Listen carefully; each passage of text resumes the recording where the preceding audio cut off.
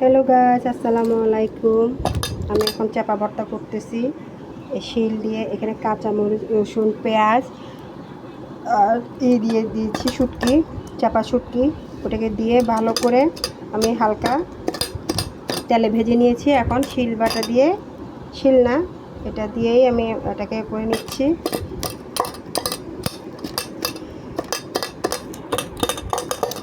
বাটাবাটি ছাড়াই দেখেন একদম ফিনিশিং হয়ে গেছে। এটা করা লাগে না, বাটাবাটি করা লাগে না, এটা দিয়ে করলেই সুন্দর ফিনিশিং হয়ে যায়। আমার লোহার ওটাও আছে, কিন্তু আমি বাটিতে করে ফেলছি, স্টিলের বাটিতে।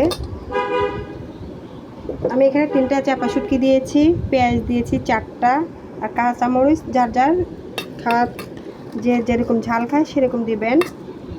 দেখুন আমার চাপা ভর্তাটি কেমন হয়েছে।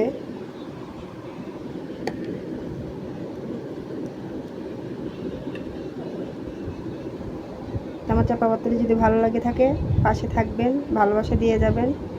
আল্লাহ হাফেজ।